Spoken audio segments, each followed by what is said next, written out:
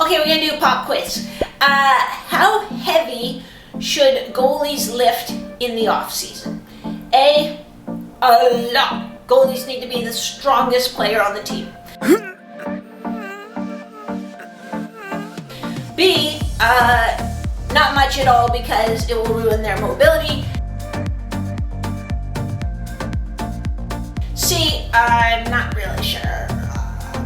I didn't know there was going to be a test today. We had a surprise test today. And? I was really surprised. Today I'm going to help you figure out what is right for you and how strong goalies really need to be. Guess this will have to do.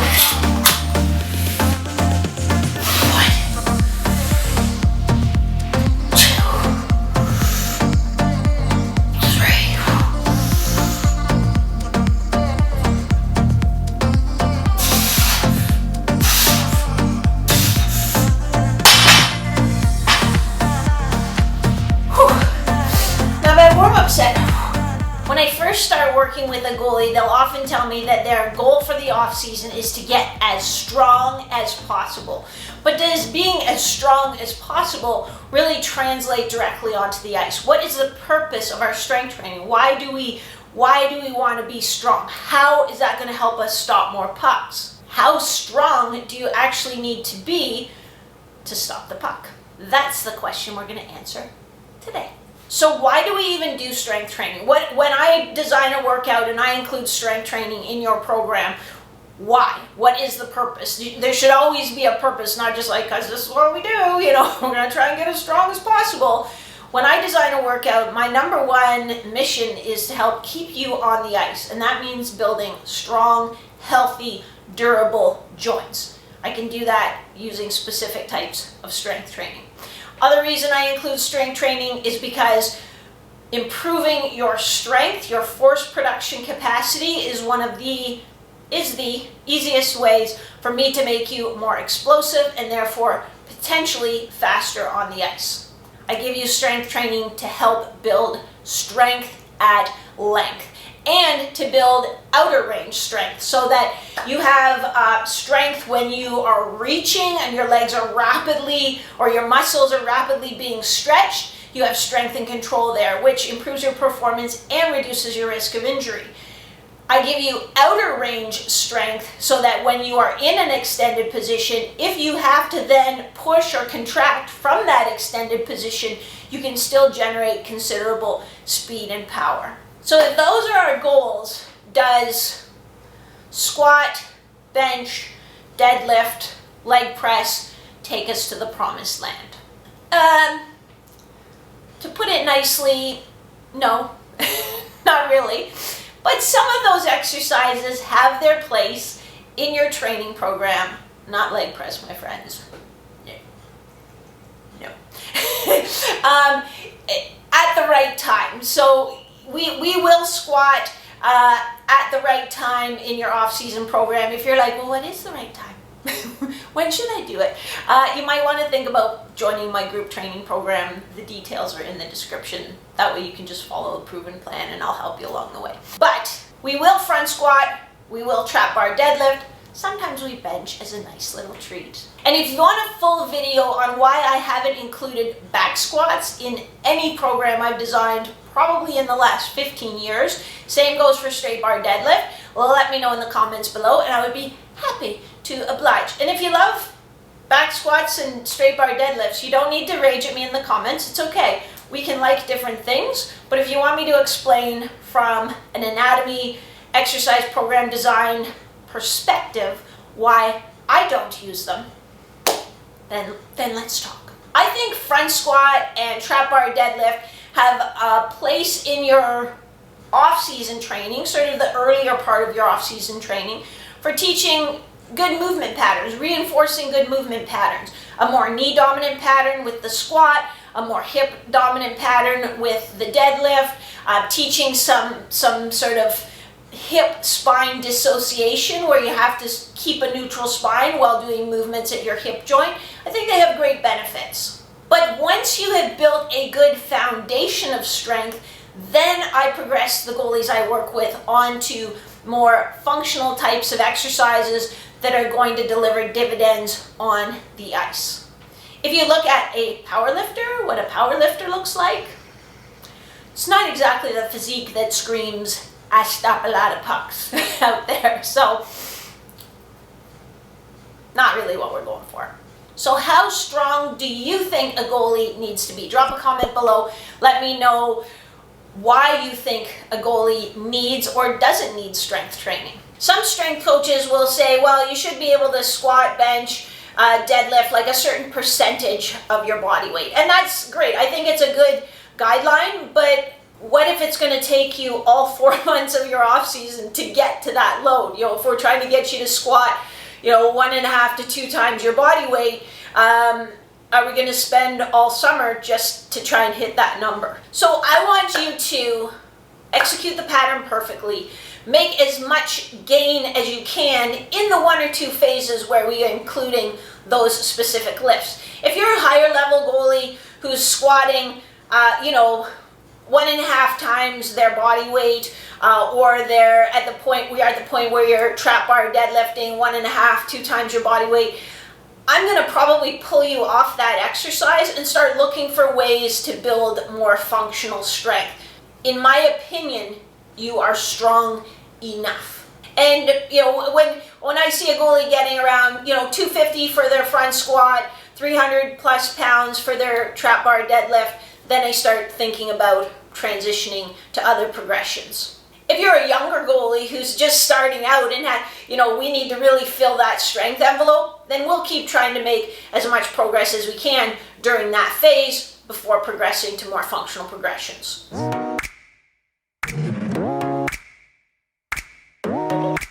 So what is this functional progression of which I speak?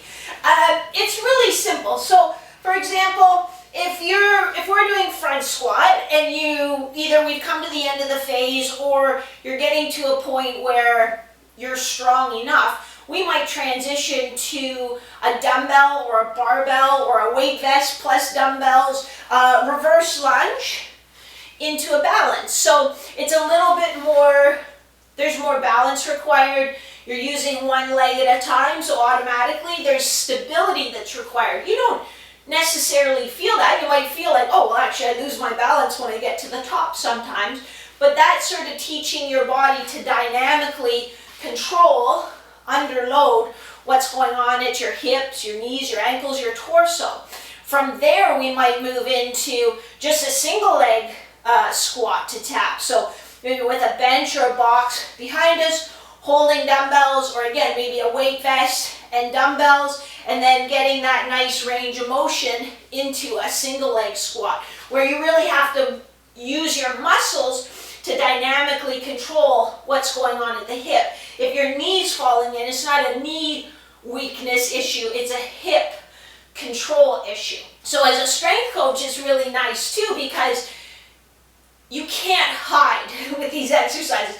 If I'm doing bilateral front squat and my knees pinch in, it's a lot easier to sort of say, okay, well, point your knees out and your feet are anchored to the floor and it's both legs at the same time. It's just easier to control. If I'm here and my knees falling in and that's my compensation pattern, it's a lot tougher for me as an athlete to learn to control that. I'm getting a lot more bang for my buck.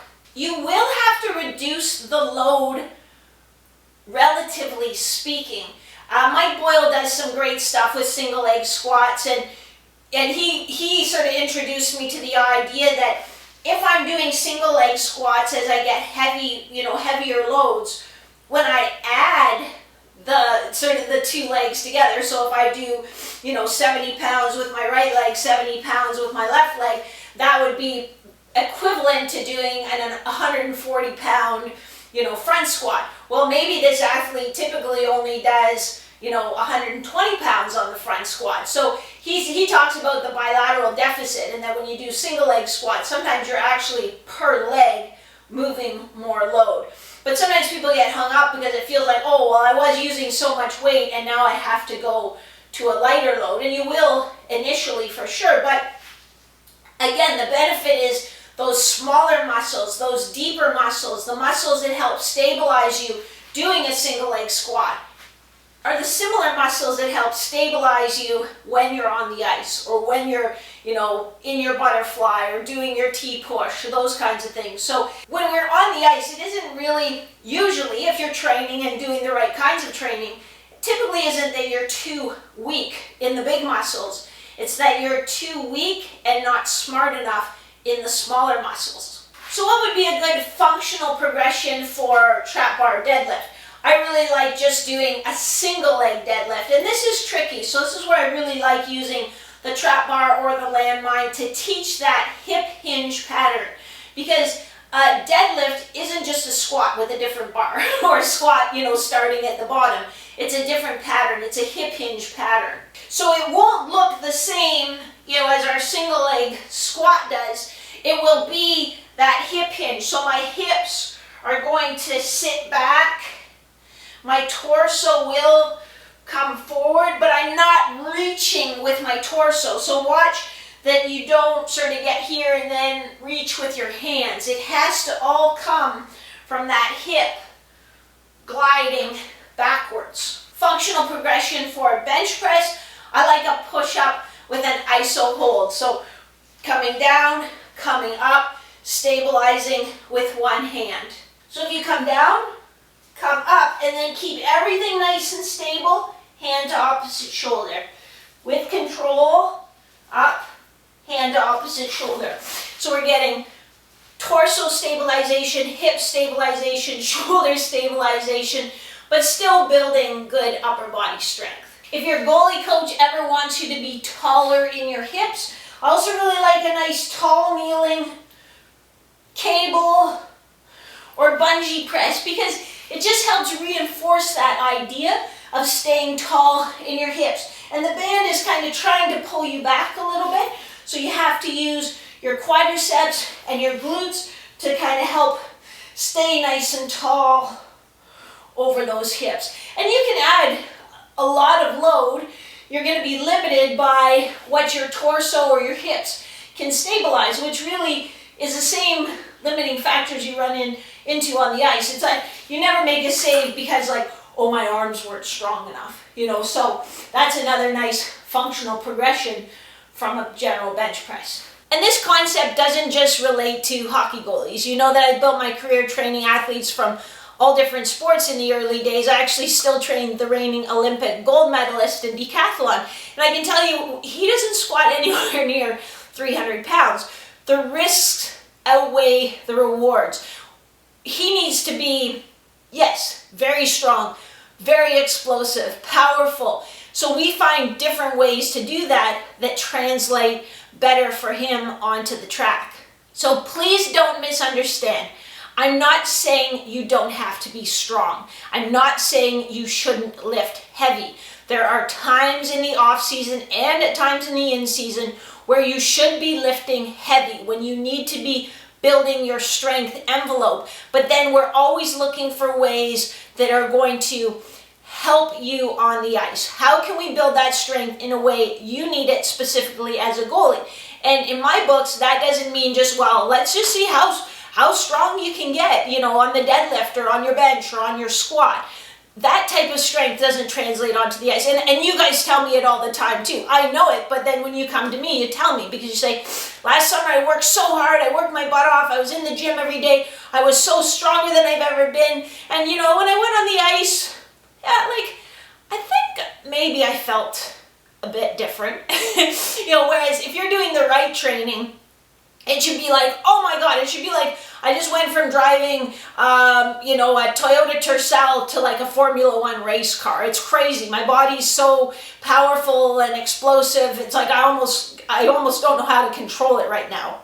I do have detailed programs that have this all mapped out for you. It's part of my online coaching programs. Plus, I'm there to help you along the way. So if you're at that stage where you're like, I need results on the ice, that's what I care about, then check out the link in the description.